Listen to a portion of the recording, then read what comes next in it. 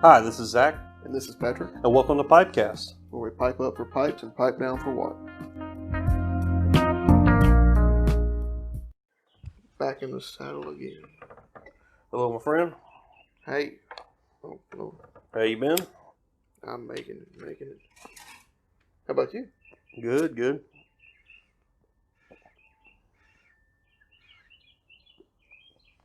Back again for another rendition here.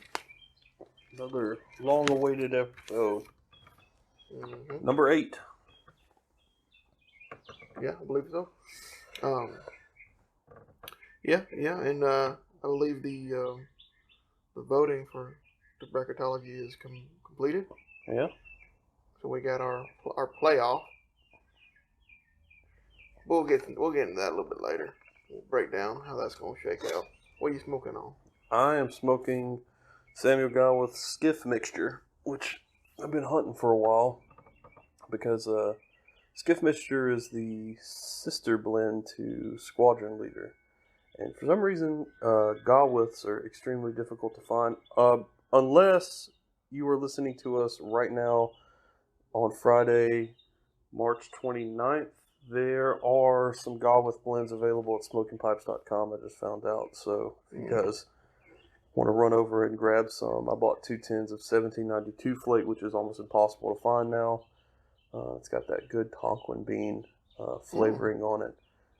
There's a pretty hard-hitting nicotine kick to it, but Have you had it before? yes, Oh. I have. I just figured I'd go on and grab some. I think it's 2 tins per, but they have Squadron Leader and they have Skiff Mixture, which is funny because I got Skiff Mixture on Tuesday. I accidentally walked into a cigar shop that I don't normally frequent, and they had it. They had it and Squadron Leader and the Dark Flake, which is 1792 Flake without the Tonquin flavoring. And a couple more in there that I saw.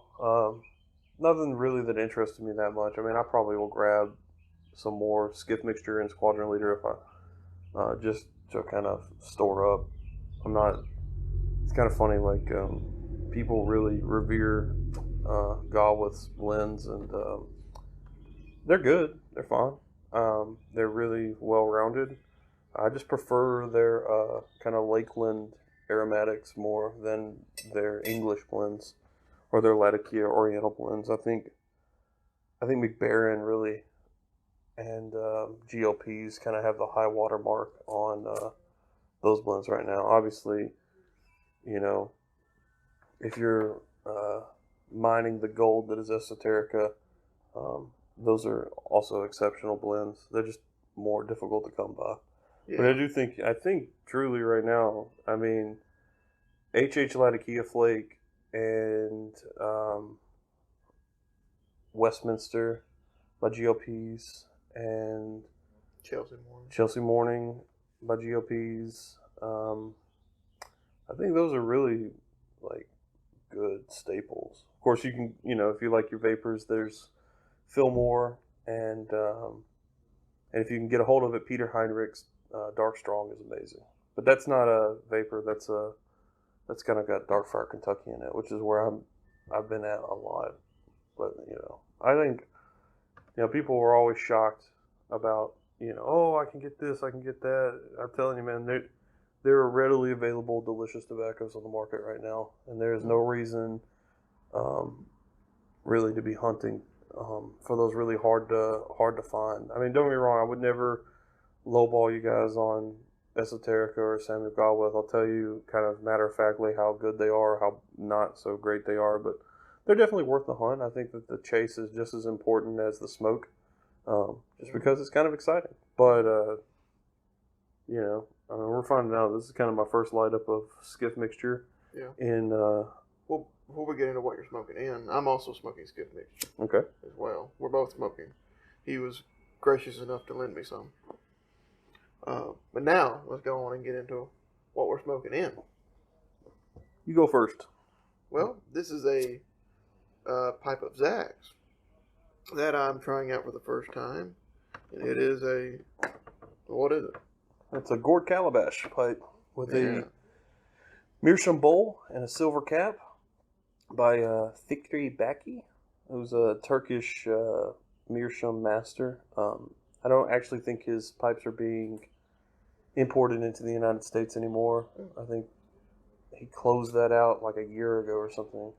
But his meerschaum pipes are much sought after prizes. He's really, really, as far as like an artisan is concerned, he's got a real heavy grasp on meerschaum carving and meerschaum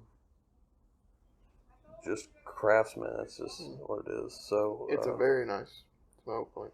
You said it was going to be cool, and yeah, it's awesome.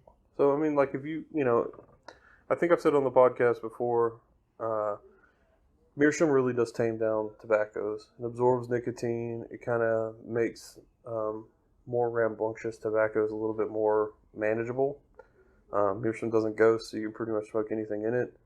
It cleans up real nice. You can smoke it to death. Then if you add in a gourd calabash element to it, which is a gourd from Africa that has been shaped into, it's been cut off at the, I guess at the hilt, and so it's basically like a reverse. I think they're in the pumpkin family or something like that. So it's just a upside down, deep chamber that allows you to. It does, I think, a little bit more absorption inside of it, and it cools the smoke. And so when you go from a meerschaum, which has its own kind of taming effect, to the deep chamber of the gourd, I mean, you're really smoking kind of a much milder tobacco than what you normally would inside like a briar or a corn cob, which is going to give you that extra punch because it really doesn't cut the heat or anything down on it. Yeah. That's why you really want to smoke stronger tobaccos inside a gourd calabash, in my opinion. It's a great pipe. I mean, it's not something I think I would smoke out in public. It's kind of my Christmas pipe, but I know you wanted to try it. Yeah, so. and yeah, I would have to agree. I probably wouldn't smoke it out in public. It seems a little too. It has nothing to do with like the flashiness of it or anything like that. It just seems a lot of work because you can't easily sit it down. It takes up a lot of room, I guess, around you in your personal bubble. Mm-hmm. Yeah, I don't think it's a public kind of pipe. Well, even though you said it's not too flashy, it is a little like kind of ostentatious, a little too flashy. Yeah, I mean, it sort of gives you that vibe of Inglorious Bastards, like the opening scene. It sort of has that kind of punch to it. Definitely has that kind of old 1940s Sherlock Holmesy feel to it. Yeah. But I mean, man, that cooling effect is pretty nice. Yeah. But now the pipe you're smoking, that's almost sort of new to you in a way. It's a new old pipe, a pipe that I accidentally lost and then rediscovered it because I was cleaning out some stuff last weekend. It is my 5-dot Sassini. I love this pipe, and I thought for sure that I had just lost it or it had been thrown away somehow. But we were cleaning out a closet, and my wife was like, "Hey, do you know you had a pipe in here?" And I walked into, because she said it, and I was in another room, and I walked in there and I saw it, and it's this beautiful 5-dot Sassini with a vulcanite stem. It's black, sandblasted. I love this pipe. It smokes amazing. Like, I think this is in terms of when I bought pipes, this is one of my earlier pipes. Probably the third, what I call third tier. Not necessarily in like the pipe itself, but just like the third wave of pipes that I bought. It came in that group. So I sort of brought a Dunhill and one Italian pipe. And then, everyone has heard the story of me. My buddy gave me a Peterson. That was my first pipe. Mm-hmm. And then the first ones I bought was a Dunhill and just some Italian pipe that my brother left outside once and it ruined it, so I just chunked it. And then and then this would be like a part of that third wave. It's an estate pipe. I got it at my local brick and mortar. I was actually talking about it with him the other day, Robin, at the Humidor Pipe Shop in Huntsville. Yeah, I got it there. It smokes great. It's I think something about those old English pipes they just knew what they were doing. It's got it's got a good chamber and nice thick walls. Smoke's cool. A Dublin, right? Yeah, I mean, it looks like a straight Dublin because it flares out at the end. Sandblasted straight Dublin. But I'm going through a process right now. I smoked the Dunhill pipe on the show, and this is the Sassini. And then I'm going to smoke an Ashton and a Ferndown pipe. And the interesting thing about that in that order, so Dunhill and Sheraton were sort of the original, the OG, if you will, English pipes. And what happened, there were some split offs. So Joel Sassini was the first. He split off and he created the Sassini pipe. And they had some seconds that they produced too, but the Sassini dot pipes are what I desire. They're my favorite pipe on the market. And then later, oh man, off the top of my head, I can't think of his name, but the guy who created Ferndown, I think his name was like Larry. The guy who created the Ferndown pipes, he was the silver worker for Dunhill. He split off, and so did John Taylor, or the guy who created Ashton pipes, split off. So there's really 3 subsidiary kind of companies that spun off from the Dunhill brand. I know Sassini worked for Sheridan, but it would have been Sassini, Ashton, and Ferndown pipes. And I'm not the most crazy collector, but I really wanted one of each of those pipes, or 2 really, of each of those pipes from the spinoff of Dunhill. And I only got the one Dunhill, but I guess that to me is just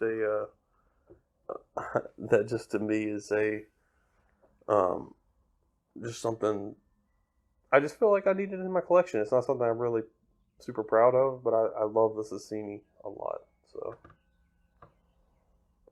wow, it is a very nice looking pipe, and it'll probably be in the post. You'll all get to see it. I believe this calabash has been in the post before, so you've seen it. If you get on the Instagram page, you should be able to see it. Yeah, I mean, that is a good. I mean, once you get all those ones, that'd be a nice picture of all 4 of them. The Dunhill and the breakoffs of. My wife's going to divorce me because I'm on eBay right now. I've bid on a couple of Sassini's estates because they don't make them anymore. So I try to get. It's funny because I've always tried to continue to get them. I guess I'm not the only fan of Sassini pipes because people consistently outbid me. I got outbid last week on one, and I'm bidding on 2 right now, and I know I'm going to get outbid again. It's kind of funny. I mean, it's just like one of those games you play. You just try to stay in low and see what you can come up with. But if I get one, I'll let you guys know. But I'm always after Sassini pipes. It just seems like I'm always cruising on eBay looking for a Sassini to purchase. I saw one go for $260 the other day, unsmoked, and it was a billiard. I was really chomping at the bit to get it. I bid 50, and I got outbid in like 2 seconds. So, and then it just kept growing. I mean, there's a bid war on it right now. I guess someone really wanted an unsmoked Sassini. I showed it to a buddy of mine. He goes, "Are you smoking?" I was like, "Yeah, of course I would." Like, I mean, I like collecting, but I like smoking pipes too. And I think that's probably someone would be really upset at me for saying that. But I mean, I'm not collecting toys. I'm not collecting. I don't know what people really collect. Watches or something like that. I mean, if you even watches, I mean, you wear them. I mean, yeah. I mean, a lot of people got their different collections and what brings them joy. So, I mean, it ain't no thing, really. Doesn't seem like it is to me, but I collect pipes to a certain extent. When it's an expensive collection, but I like them and I smoke them, and that's what I want to do. Yeah. I guess we'll go ahead and we'll give a little breakdown of where we're at with the bracketology and the results and whatnot. It's pretty successful, right? Yeah. We had a good bit of interactions with this and responses. So there are 2 different regions, I guess you would say. There is the the vapor region and the English region. So the seedings are in the English. The number 1 seed is Dunhill's My Mixture 965. The second seed is Samuel Gawis, Squadron Leader. Number 3 is Esoterica's Margate. And then number 4 is Ashton's Artisan Blend.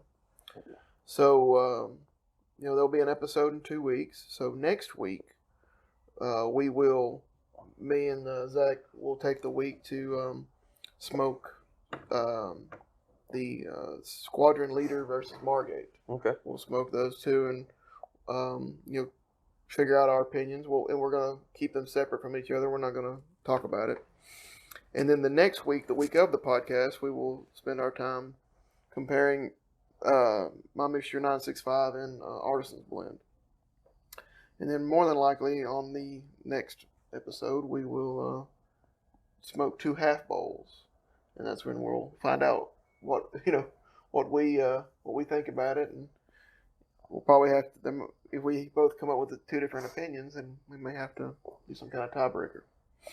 An audience, maybe tiebreaker or something like that. So then over with the vapors, the number 1 seed was the Escudo. Number 2 seed was Dunhill's Elizabethan Mixture. Okay. Number 3 was Stokeby's Luxury Bull's Flake.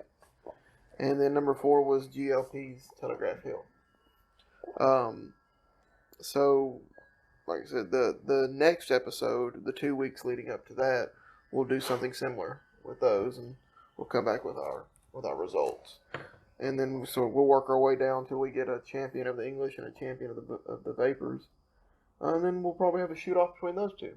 Just opinion, all opinion based. Just which one do you like better? But yeah, that's the seedings, and I think we have been able to gather all of these blends, and we didn't have any of them. We were able to get them. So, so you guys out in Pipeline, you'll pick some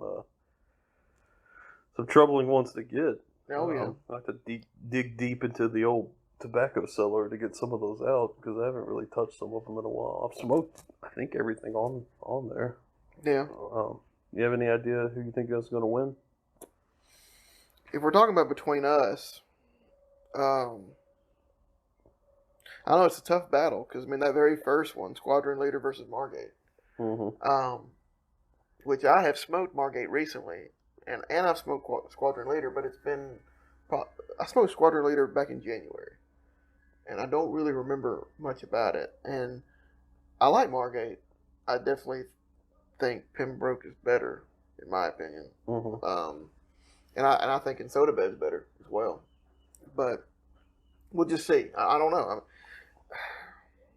And I haven't smoked 965 or Artisan's Blend. And then I haven't smoked any of the vapors. So my gut tells me that Margate will come out the victor of English. Okay. And then the vapor, I think Escudo will come out on top. Okay. I think. I'm personally pulling for Bullseye or Telegraph Hill. Okay. Because I'd like to see. Well, I really am pulling for Telegraph Hill because that seems like an oddball of the group. That is a weird one. It's always surprising when I see Telegraph Hill or Stratford. Yeah. Anywhere even close to Fillmore. Because Fillmore to me is the gold standard that GOP's offers in vapors. Yeah. And here lately, it seems like Fillmore has taken a back seat to Sixpence. And I smoke Sixpence, and it is nowhere near as a tasty tobacco as Fillmore. Now, it's got some sort of grape kind of wine-ish alcohol topping, Sixpence does, that kind of gives it this berry kind of flourish. Yeah. But Fillmore is the most, it just tastes so good. And it's probably because the red Virginia and I don't know, it's just so ripe and so sour. It's sweet and it's sour and it leaves this nice, it just has this great aftertaste. I smoked it last night. I smoked it again last night, knowing that I love Reiner Gold for you guys. And it has a little bit of white burley in it, but it's a Virginia Perique with a little burley in it. That's like sort of my go-to vapor burley-esque tobacco that I smoke. And I smoked Fillmore, and I was like, man, I can't believe I'm not smoking this enough. It's so good. And we're lucky, too, because Fillmore is a part of the Fog City series, so it's not going anywhere. It's not going to be affected by any, FDA reg. But Sixpence is going the way of the dinosaur, and, you guys need to get on the Fillmore train with me. I haven't smoked Sixpence yet. I'll bring you some. I mean, it's pretty good stuff. I mean, it's not like I think every tobacco to a certain extent has merit, unless it's an aromatic. And I'm not knocking aromatics. I'm just saying I've had aromatics that just weren't good. But for me, every non-aromatic has some merit to it. Some people because you pull back a little bit on Latakia, maybe you make the Latakia a little bit more pronounced. It's more Virginia. There's a tad more Perique. Blah blah blah blah. Everyone's taste is going to be a little bit different to me. It just the different types of toppings, the different types of mixtures are going to add that element that you really like. Yeah, and and I think sort of going off of that a little bit, it's like sort of the whole goal of this was to be able to say, if you're gonna commit to a certain tobacco for a certain blend, what's the best, what's comparable to some of the stuff that's hard to find, or is, in the eyes of the pipe community the best, and Elizabethan can't get it anymore, or it's hard to get. Margate is hard to get. It's not as hard as the other esotericas, but it still is hard relative to, I guess, I don't know, artisan blend. Squadrolator sometimes difficult to get. You won't be able to get 965 after a while. But Telegraph Hill, you can get it anytime. Luxury Bullseye Flake, you can get it anytime. So it's good to know, what's comparable and stuff. So, it is funny talking about the Fillmore. I think you could still really just call it a vapor, because I'd only heard that white burley, it don't even have a taste. It just adds smoke. It just adds a lot of smokiness to the smoke. So, I mean, I don't even think you would even need to caveat it as to having burley. That's true.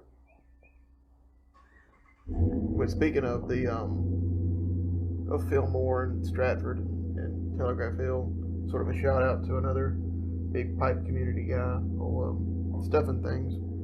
I know he had that big battle to replace Elizabethan with Telegraph Hill, Fillmore, Stratford, and I have Stratford and you have Fillmore. Mm-hmm. Of course, we both have, or you've had Telegraph Hill, right? Mm-hmm. No, I have not. There's just something about Fillmore. I feel like it really does. It's just more rounded. It's a more consistent smoke, and it just tastes really good. One of the things that I've been struggling with here lately is on tobaccoreviews.com, or just when you listen to opinions, I don't feel like there's a standard set forth. Like, what is your standard? Granted, taste is subjective. We all know this. But I feel like there needs to be these standard tobaccos, and not standard like this is a 4-star or 5-star. I'm talking about what is your middle of the road, like it's not super wowing, it's not terrible, it's just right in the middle. I feel like some of these tobaccos need to be found, so then you have a standard to base all your reviews on. It's like this is so much better than I would to me. A Scudo would be sort of the middle of the road vapor. It's good. It's a workhorse. It's available. There should be some factors in there. Yeah. And then you can do your comparisons of Dunbar. How does Dunbar stack against a Scudo? Is it 4-star, but it doesn't make 5-star because it's not readily available? And I think there's some factors in there, and I think that's something that the pipe or the tobacco community kind of needs to get behind. They need to rally behind this idea that We need to find middle of the road blends and then do our base judgments against those middle of the roads, because it's always like it's non-standardized, you know. Yeah, it's not, and I think that could be a task that we jump up on and maybe try to tackle one day. Create some kind of not like a dictionary, but like a reference to base things on, come up with a standard. Well, it doesn't appear to be a standard anymore. It seems that everyone is, you can tell it's spring because everyone is cutting grass right now. Which I think is hilarious. It's just like everything is cranking up right now. Everyone's like, I'm home from work, time to cut this crap. So, with that said, we'll take a break, just a short break. We'll be right back.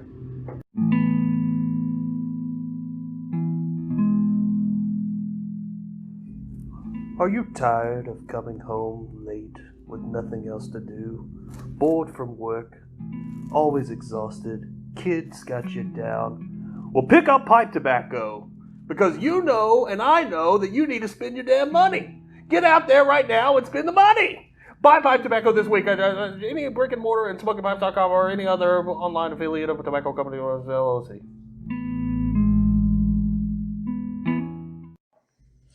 Well, welcome back. Yeah, we had to take a break there to watch out for them lawn clippings, But no, yeah. So like we were saying before we took the break, maybe we'll pick up one day a good old standard, the pipe cast standard when it comes to tobaccos. Just something standard in terms that you can buy, and it'll give you something to base everything off of. Oh, this is what they think, and then you can add your 2 cents on toppings, or there's more Virginia here, this is more citrusy than this. Yeah. I think having a standardized mixture list would really help you out. Like, I think, which, I haven't smoked that much. Other, like, Faber type blends. But of course, I love Haunted Bookshop. But I also have smoked Old Joe Krantz, and I don't really like Old Joe Krantz. You smoke Stonehaven too, right? Yep. That's a Faber. Oh, it is? Mm-hmm. So see, you might could say, Haunted Bookshop is your middle of the road Faber, Right, and you might find that something else is more high end than the others. Yeah. As far as like Balkan blends, you can't really, to me, you can't get any better than plum pudding. Plum pudding's very good. I think Bengal Slices has a lot of merit too. I feel that it's pretty Balkan-y. In terms of like everything in the kitchen sink blends. I think there is one difference between Bengal Slices and plum pudding. I'm trying to remember, because one, I don't have them to the same pipe. The 2 different pipes are dedicated to those 2 blends. I'm trying to think what the difference is. I know Bengal Slices has a touch of like anise, and I think along with that kind of licoricey topping, it has some Cavendish in it. But I think plum pudding has Cavendish too. Yeah, I think it might be. Could it be Perique? If anything, I think that Bengal Slices has the Perique. I have to look at that.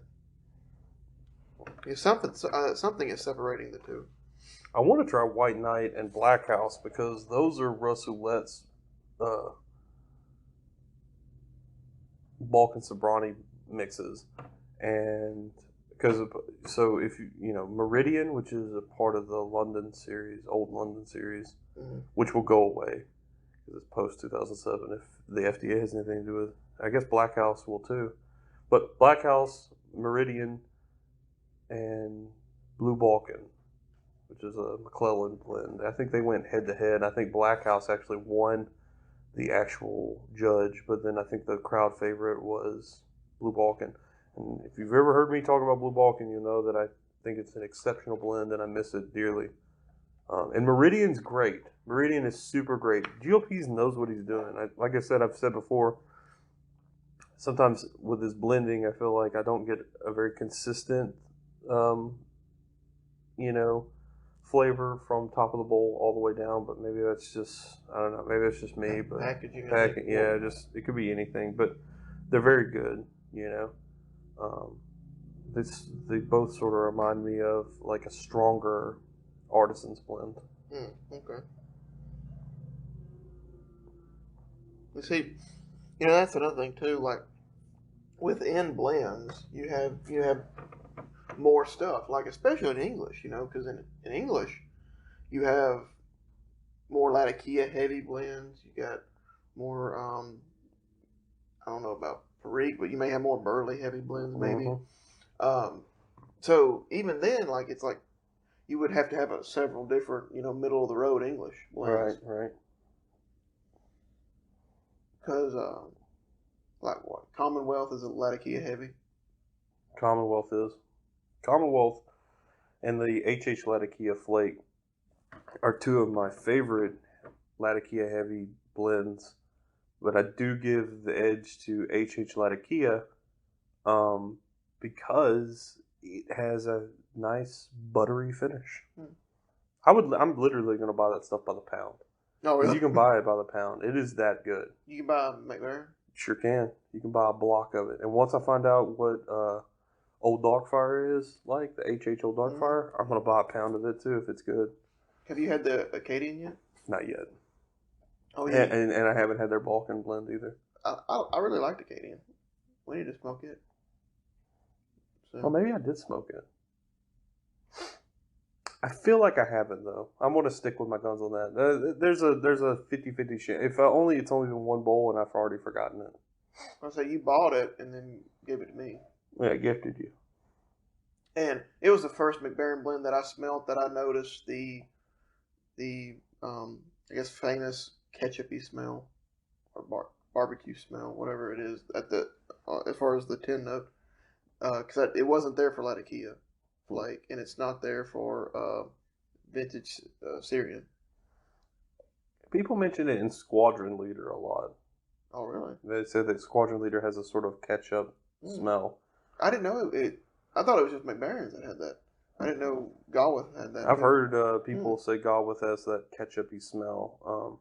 I think maybe it's more pronounced with McBaron, but I don't smell it with Skiff, and Skiff is just a more oriental version of Squadron Leader. So maybe it has something to do with the components and the amount of Latakia. But I mean, Skiff's pretty good. It's not terrible. Yeah, I still think I like Commonwealth a lot more. I mean, but maybe it's just because I'm just more simplistic. I just like a Latakia / Virginia. Yeah, I'm liking this. But I mean, I dare say it's almost like an aromatic to me. There's not a lot of going on. It does feel like this is probably the most middle of the road Latakia blend I've ever had. This could be the standard. Well, I read that this is what that someone felt that Skiff mixture was basically Dunhill standard mixture. Oh. But now you're not a big fan of standard mixture, right? Not really. I mean, it's because I gotta have more to it.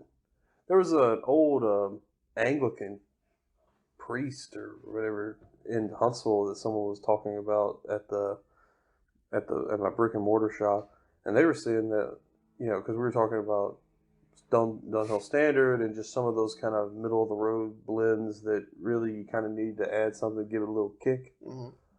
And they said he took Old Ironsides, which is sort of like that's just wilding out, That's a strong blend. Mm-hmm. I mean, it's like Black XX from Samuel Galway, just wild, Who makes it? Old Ironsides. It might be the Scandinavian tobacco group might blend it. I'm not sure. I'll have to look it up. I'll look it up real quick. But he would take Old Ironsides and add Latakia to it to make it stronger than what it was. And people were like, "Good God, man!" It's just too much. But yeah, it comes. Um, maybe we'll have to. I know I can get a hold of it somehow, um, and we can try it. It's extremely. Dan Tobacco makes it. Mm. Yep, I can get a hold of it. But you can, if we can get some old Ironsides, we can smoke some of it. But apparently, it's extremely, like it's like the Latakia Lover, super strong, super heavy stuff. And then they added more Latakia to it. I'm thinking about, I got some of those component blends from Cornell and Dale. I'm thinking about mixing up my own recipe. Really? Yeah, just coming up with something. You want to top it with anything? Age it, compress it, or anything? I think the only thing I may do is just age it. I would like to compress it, but I don't. I mean, it'd be some old country redneck way. I mean, a couple of textbooks on top of. There you go.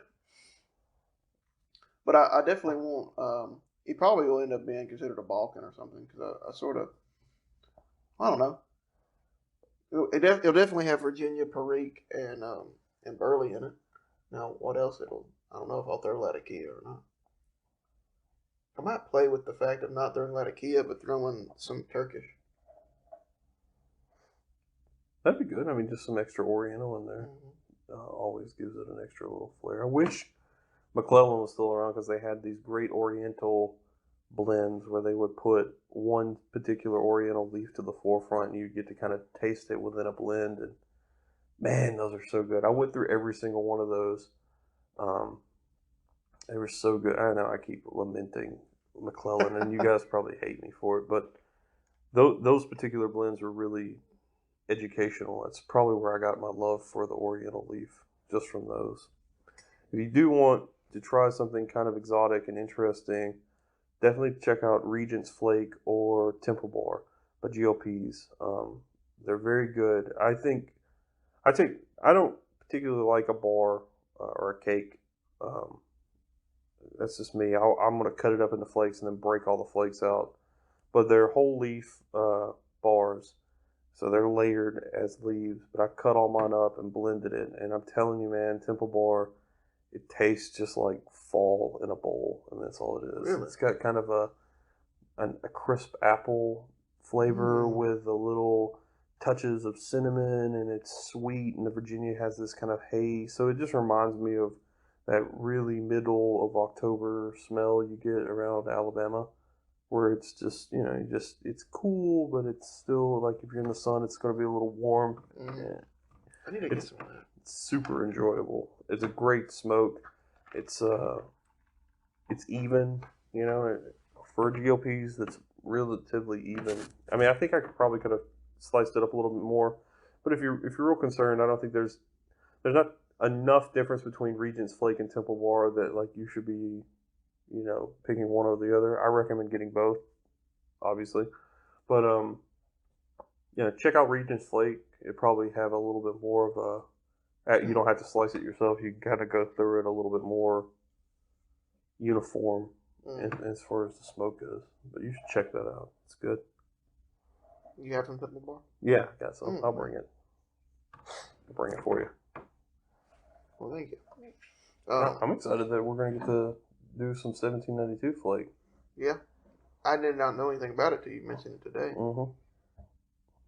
But so it's in English? Mm-hmm. No, it's like, I think it's Kentucky Burley with Tonquin bean. Oh. I don't think it's fired either. Really? Yeah. I think it's a Kentucky leaf. And, oh, well. And it's a flake, and it's got Tonquin, so it's going to taste it's going to have like a little bit of a brown sugar chocolatey note, and it's going to be pretty strong, so you need to be careful how you smoke it. But, I mean, I haven't had it in, I don't know, 6 years, maybe 5. It's been a minute since I've had it. It's one of their best sellers, but I mean it's a good flake. I mean you should check it out. I mean you're going to. I mean that's the joys of sitting across from me is I'm just going to bring you the flake. Yeah.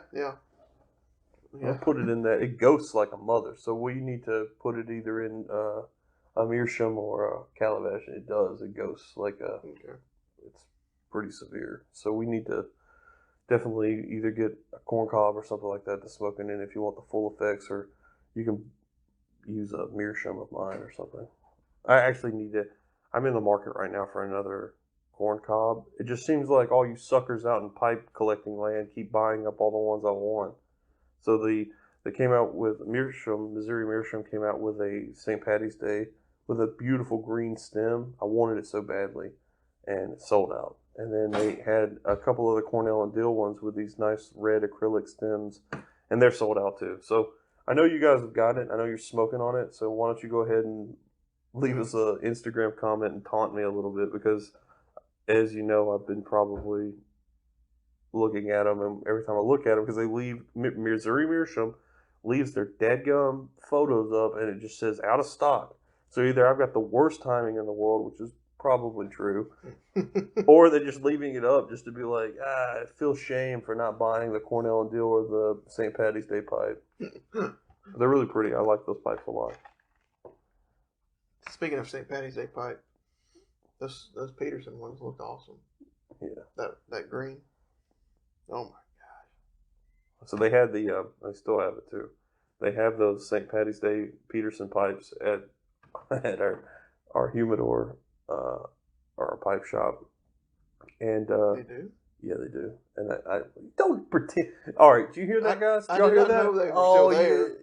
Yeah, he's been avoiding the pipe shop because he doesn't want to see him, and he knew they were going to be there throughout the month of March. So I knew he knew that they were there, but he might not have known that they kept a couple, because there's a couple of those system pipes up on the shelf, and I've looked at them a couple of times, and every once in a while I want to every occasionally I kind of have a cruelty within me.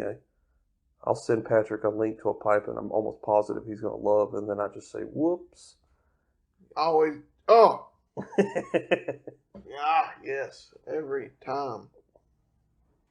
I know he doesn't enjoy clicking on those links, but I still click on them. Yeah, anyway. The temptation's too strong, and then now you have to suffer. And that's really what the love of piping is all about, is making other people who love pipes suffer along with you, because you can't have the thing right now. There's pipes and friendship right there. Mm-hmm. I'm in the process of right now of slowly paying off a pipe. And it helps my pocketbook, but it doesn't help my, well, maybe it works my patience a little bit. Not really.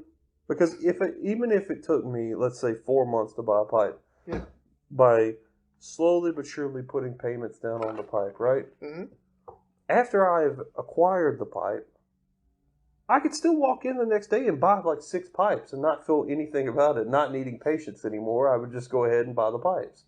So does it really work patience? Because the effects are only in the frame that my wife has budgeted me for.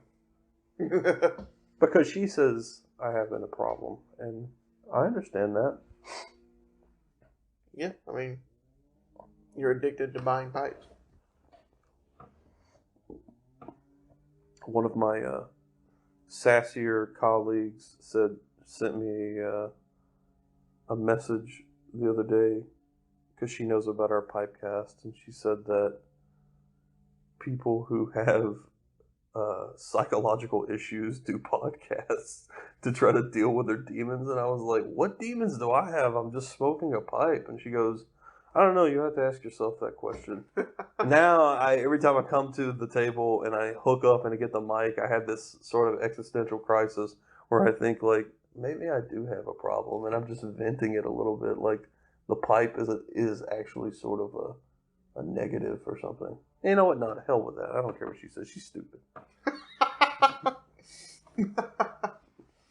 Maybe she'll hear that. Mm.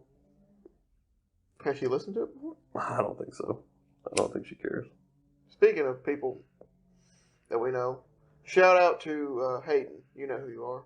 And we're only shouting out to you just because. He asked. He asked for a shout out? Yeah. And I said, why? He said, just because. Okay. So, just because. Hey, Hayden. Hey, buddy. How's it going? How's your weekend? How's that moped? Moped. That's right. He's got one of those. He rode it today. Yeah, that's right. Well, yeah. Shout outs all around. Not much to shout out here lately. No, I mean, we sort of went a little wild last time we got together. Mm-hmm. Talking political. Huh? Talking a little political last time. So, I mean, sort of unusual. Yeah. You know, maybe we'll do it a little bit more here and there. But, so, I think today we're going to talk a little writing. Okay. Because I'm sure all y'all out there know me and Zach are somewhat of writers. Zach is a lot more experienced writer than I am. I don't know what that. I mean, like, I like writing. I've been doing it for a while. I'm not particularly gifted at it. I got some things out in the pot right now. There's you can actually read one of my stories on shotgun hunting, but there's an anthology that they've got, volume 4 of Shotgun Honey's brand of short stories, I guess. And I've submitted to it. I don't know. I'm kind of a crime fiction writer. Wait, you got another one published from her? No, it's not published. I have one out. Oh. It's in the market. Sorry, I should have explained that. I'm fishing it right now. Yeah. I'm just dropping. I'm seeing if I can get in it. I'd like to get in it. I really like that story a lot. We'll see what happens. Which story is it? It's The Line. Do you remember that one? Yeah, that's a good one. I like The Line. Yeah, I mean, I'm sort of taking a little bit of a break from writing, but there's a lot of fun that can be had with writing because you get the itch, you want to tell the story, you write it, you put it all down on the paper, you send it to your buddy looks at it, he critiques it a little bit, you take what he said, you add it in, do your own thing, another draft, send it back out, maybe to somebody different, let them talk about it. Then when you think you got it the very best you can get it at that moment, you either sit on it, you cellar it, or you fish it out, like you said. Throw it out there, see if somebody will bite. And it's a fun process. I mean, it can get aggravating. You continually get rejection over rejection over rejection, but it's still fun. Yeah. I mean, there's some merit to. There's some taming of the ego that happens when you're submitting, because people do not have any problems telling you that they don't want your story, and they're not necessarily rude about it, but the fact that they're so blasé about it with just a form letter of rejection, just like, yeah, this doesn't meet our needs, thank you. It's sort of a slap in the face, especially when it actually doesn't hurt as much. I tell this to people all the time, unless you're really sensitive. It doesn't really affect you the first 5 times, first 10 times, 20, 30, 40. Your 50th rejection, though, where there's no response, there's nothing to keep you going, it doesn't even feel like people read it. That can be kind of depressing. Yeah, see, I've probably been rejected 5 times, I think. And only like 1 or 2 has been a form letter. All the other ones, I've sort of got something back. One of them I was not too happy about. I mean, I'll take criticism and rejection, but it just sort of seems a little funny. But hey. It depends on how serious you are as a writer, how seriously you're taking it, I think, too. I mean, do you aspire to be a novelist? Me? Not do you want to, do you aspire to be one? In other words, that's like your end of life goal. Be a novelist? Yeah. Because I feel like if it was, it would hurt you a lot more. I'd rather be a screenwriter, I think. But being a novelist would be fun, too. They're both, like, really good. It's just they're both really difficult. Especially when you watch terrible films or you read a book that just doesn't seem up to par with, and it doesn't even need to be you're good or your idea, or you don't have to bring ego into it. It's just, I've watched things before and I've just been flabbergasted at how terrible the writing was. Just terrible dialogue or something. And while, yes, I will admit that I feel like I could do better, at the same time, it's just, who's out there that could do better than me? 10 times better than me. That's 50 times better than this screenplay that got, there's obviously better stuff out there. Yeah. And that can be frustrating if you at least respect the craft, or maybe respect just writers in general. And you just want them to succeed, because I'm tired of listening to just bad dialogue in superhero movies sometimes. I've said some things about Venom, which I didn't think was a terribly good movie. And then I heard someone say the other day that the dialogue in Aquaman was just so terrible. I didn't pay attention to it. It did. I know. I watched Aquaman. Dialogue didn't seem like atrocious, I guess. The worst dialogue I've seen in the last few years was the Star Wars The Last Jedi. That was some rough dialogue. I think you said that's what killed it for you. Mm-hmm. I've been fine with everything else. Everything else that everybody was up in arms about. Whatever, I didn't care. With the dialogue. You got that much money. And you got, like, you could hire anybody. Mm-hmm. Like, even if somebody wrote the whole, like, plots and the plot and everything, you still could have, like, you're Disney. You have money to hire somebody to write good dialogue. And you didn't. You didn't. And I can't deal with that. And most times dialogue really isn't a thing I really care about too much.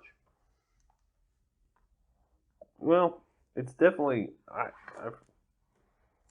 guess, if you talk to a playwright, they probably laugh in your face, but I feel like a lot of fiction writers think that dialogue is a difficult thing to master, because it has to sound sort of natural. And the problem is when you're writing fiction, especially when you're having to fill in the gaps with, you don't want to fill it in too much with exposition, but you have exposition and you have description of, like, your surroundings and the characters. Then Little Thunder. It was just sunny outside.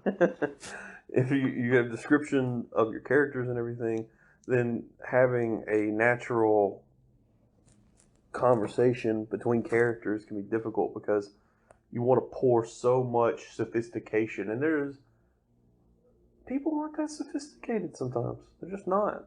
I love having, like, humdrum conversations, as much as the next guy, and sophisticated conversations as much as the next guy. But I think you'll find that 90% of the time it's, hey, what's going on? Oh, nothing. The weather's crazy, isn't it? Yeah, the weather is crazy. I was driving in and it just came pouring down. But, I made it, so it's okay. Yeah, man, I hear you. And that's it. That is interaction between folks. Just this ridiculously boring, back and forth that leads to nothing. There's no new information about the person that has been unveiled, but that is 90% of people. Yeah. Yeah.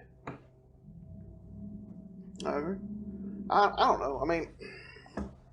The hardest part with dialogue for me is making it well, sort of going off what you said, but not really making it interesting. Just not. It's almost like, you can tell when somebody's just reading lines off, and, like, they're not doing anything. Mm-hmm. It's just a line's being read. Like, as far as acting goes, a line is read, and then somebody responds with another line. I have trouble making my writing of dialogue not sound like that. Well, sometimes an actor is just responsible for what you would consider to be terrible dialogue, because they're just phoning it in. There's tons of great actors who've just done roles and they just phone it in. Like, it's just like, yeah, I'm on set. Hang on one second. Oh my God. Cut? It's like, yeah, that'll do it. What were we talking about the other day when we were talking about acting and somebody, man, I know where I'm wanting to go with this, but I'm trying to remember what led up to it. You were talking about the Mel Gibson thing. Oh, I was saying that I'm trying we to were think of talking what- about the difference between method acting and acting. And so to start out, man, I cannot remember this guy's name. It was it was Dustin Hoffman and his counterpart in the Marathon Man, um, who was Laurence Olivier. Um, and Hoffman, who's a method actor, would go run like a mile so he could do the scene winded. Yeah. And then Laurence Olivier's like response was like, "Have you ever tried acting?" You know, and I think there's even a picture of like Dustin Hoffman sort of making a kind of nasty face behind Laurence Olivier's back. But I always thought that that was kind of interesting.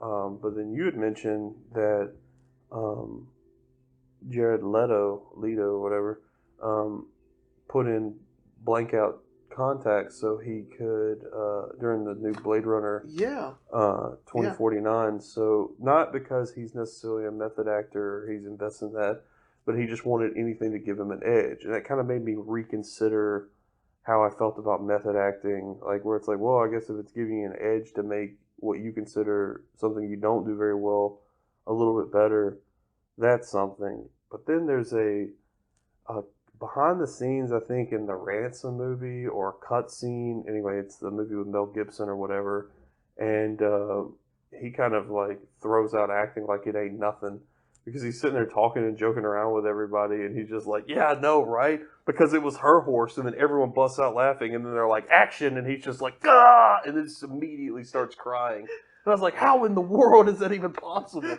And just like shedding tears, just like full on like. You were just making jokes a second ago. Yeah. So maybe, I don't know. Maybe there's just like maybe some people are just naturally good Yeah. at that kind of stuff.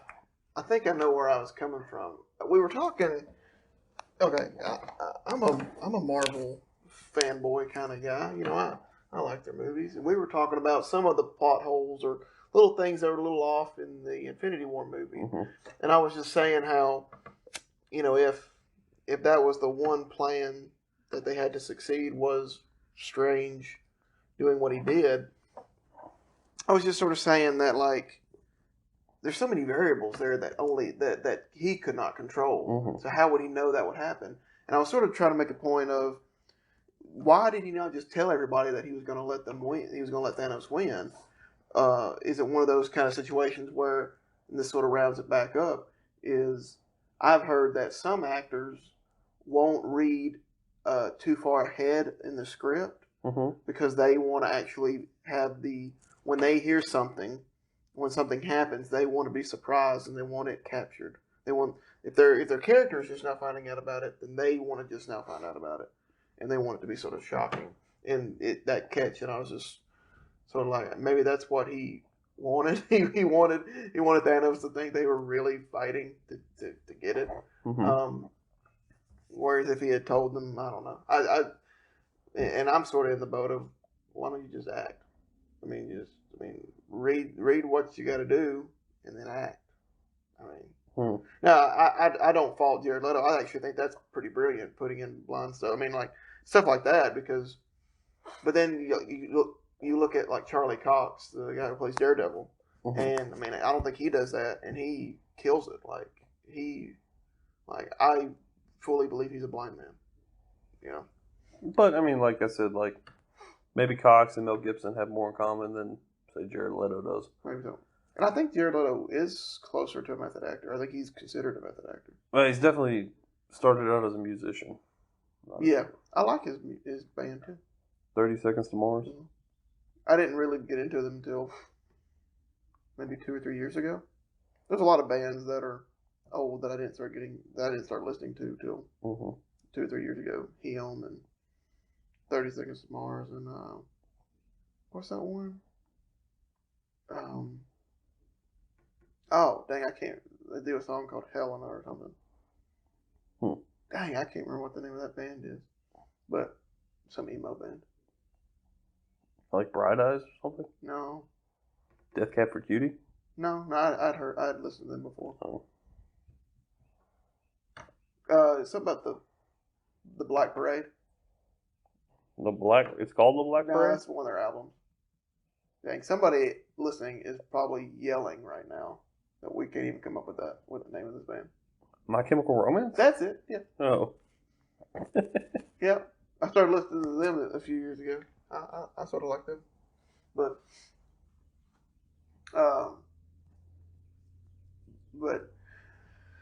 yeah.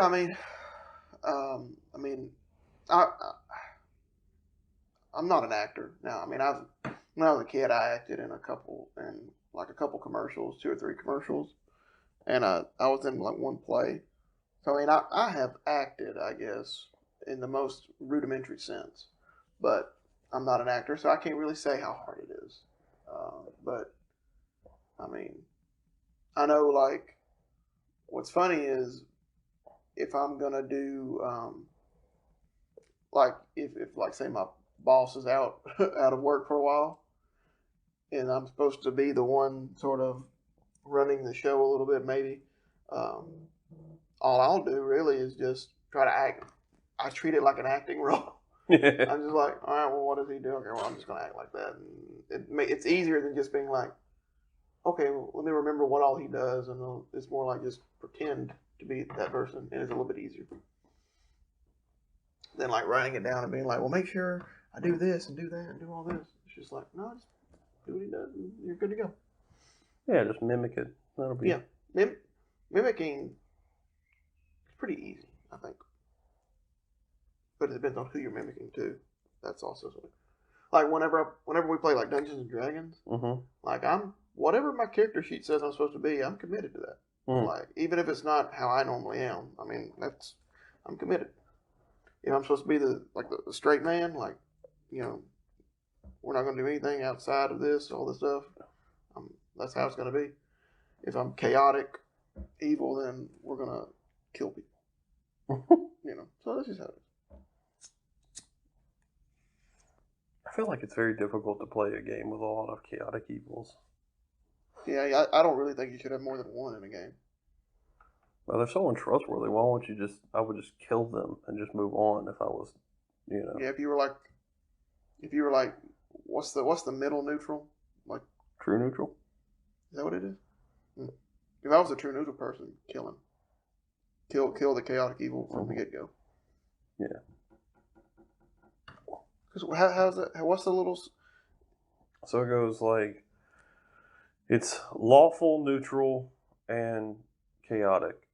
So then it would be like, and then it would go good, neutral, and then evil. So then you have lawful good, neutral good, and then chaotic good. And then you have lawful neutral, true neutral, and chaotic neutral.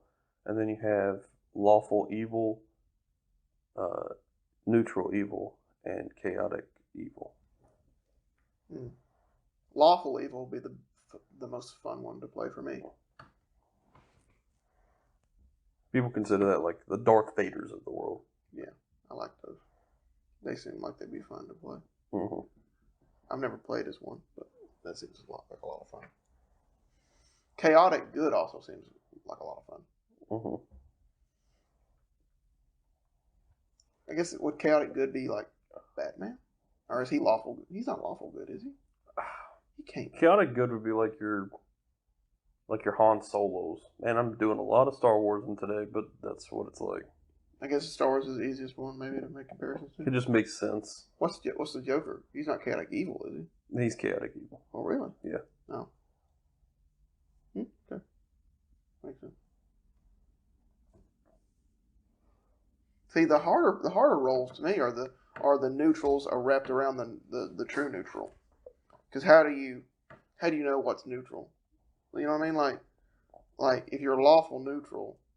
Well, like lawful neutral would be like C-3PO. Oh.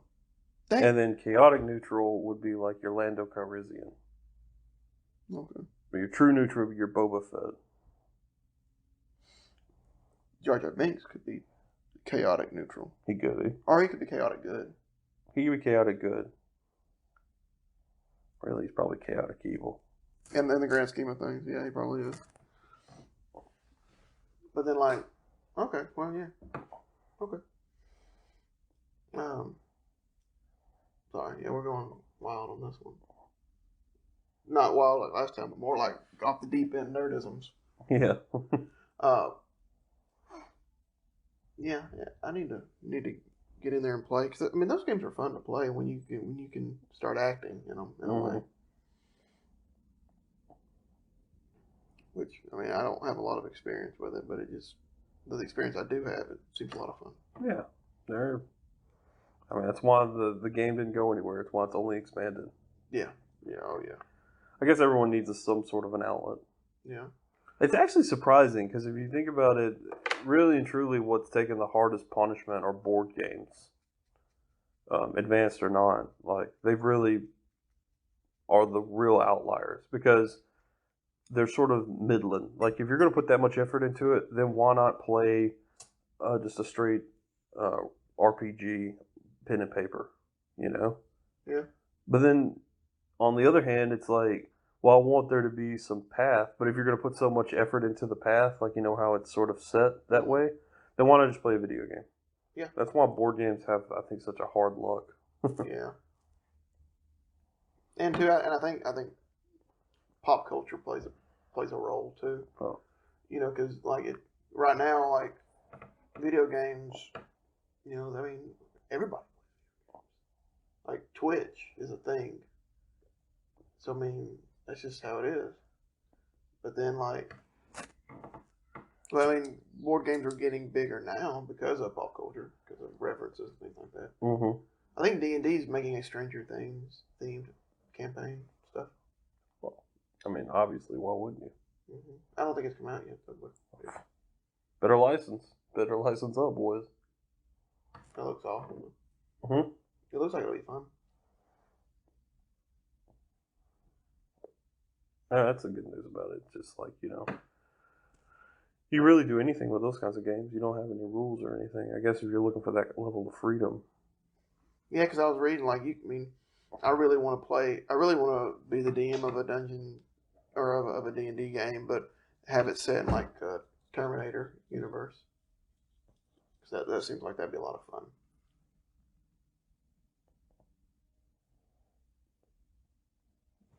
You mean just doing, like, regular dungeon crawls? Mm-hmm. Mm-hmm. That'd be pretty cool. I may attempt that whenever we get rolling in our D&D, if we ever do. Oh, Hub at work, he does it, so he's DM before. I like that guy. He's cool. Cool guy. He's got some good knowledge. He's a quick learner. He learned a couple of games we played, like 2 Shakes of a Lamb's Tail. He's telling me the rules, and I was like, "Yeah, I'm an idiot. So good." What game? The Mansion one, Mansions of Madness. Oh, that's my favorite game that we play. Yeah, that day you skipped out. You're like, I skipped out on you, and then you were like, "Man, this is ridiculous." Like I thought you were going to stay, and you played Dead of Winter, and then the next Thursday I stayed, and you were like, "I'm out," and I was like, "We'll play Mansions of Madness." You're like, "What the crap?" Because Dead of Winter is fine. It's a good game. I don't know. Seems like too much going on just to. I guess I like the lore of Mansions of Madness more. Well, I mean, it's got that whole Cthulhu, Lovecraftian mythos behind it. So. And the app helps out so much. Like I love that. It gives you the atmosphere, the music, and all that crap. Mm-hmm. Like that's if Dead of Winter had an app with it that worked like that, I probably would like it more. But like I don't really care for Dead of Winter or Pandemic anymore. Like I'm not a fan of Pandemic. It's just too much work for a virus. That's what I'm saying. That's how I view Dead of Winter. Too much work just to survive zombies. It's still fun though. Still like it. I'm an Epic Spell Wars guy still though. Just like goofy, like let's just. What I want to do is have like games like Epic Spell Wars one day, at work after work. I mean, do some Epic Spell Wars and then like have a Smash Brothers tournament. That'd be fun. I like Necronomicon. I found it the other day. That's a great game, man. I hate how good that game is. That is a really good game. Anybody has never played that game. It's by Andy Hunt. And that's awesome. It's got great... just the game itself is so simple. Mm-hmm. But it's got a lot of good like pop culture references in it. And he's a really good artist. He is a really good artist. I like all his stuff. I don't know how he gets away with something. I mean, who knows? Maybe he has some copyright stuff. Maybe he does. Maybe it's so minuscule that no one pays attention. I mean, he doesn't name the characters outright. No. Well, the David Lopan card does say David Lopan. Mm. But like the Freddy Krueger one, doesn't say Freddy Krueger. It says like a nightmare monster. Yeah, a nightmare, yeah. And then the Trump one. The orange monster. The orange face monster. Oh, orange man bad. Why? That's the thing, man. Like, people have their teams that they're on, and they don't. It's just like, you better toe the line. I don't like being a team. I feel like, I mean, if you just to be a true neutral and go through everything, that's going to lead you to the right path. There'll be some decisions you have to make along the way, some of them personal, sometimes moral, but like, you shouldn't just take everything as face value. No, Lord, no. Especially not politically, geez. No. If you want to know the true secret to politicking and just anything like that, philosophy, whatever, buy a pipe. All right? And then when you get the pipe, buy tobacco. Okay? And now think of a subject. Fill your pipe up with tobacco. Yeah. Light it. Tamp it. Light it again because that's your true light. And then smoke for 1 hour thinking on that subject. And if you are allowing yourself the ability to work through problems that you're not necessarily used to, especially if you've read them or listened to commentary on it, reading's better. But still, and you can go through the process of rationalizing a thought, and you give yourself an hour to do that, you're going to be better. No, but you should never just like jump to the conclusion that Trump is bad, Hillary's bad, whoever. You need to think through why and what. You don't need to just be like blue, red, whatever. Yeah, I think that was probably my problem when I got out of college and I sort of hit this revolution where I sort of felt like I was libertarianish, but I jumped the gun in it, man. Cause I'm not 100%.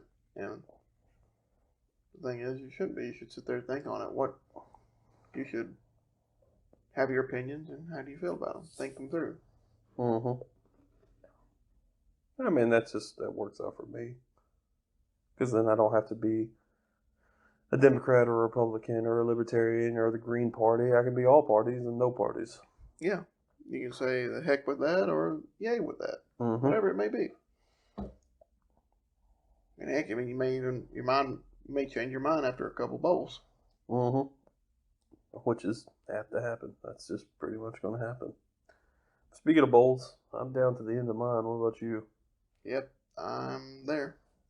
All right, everyone. It's always enjoyable to come back and talk with Patrick, smoke a pipe, and sit with you guys. So, from us to you, thanks again for listening in, and we'll catch you on the next episode of Pipecast. Bye.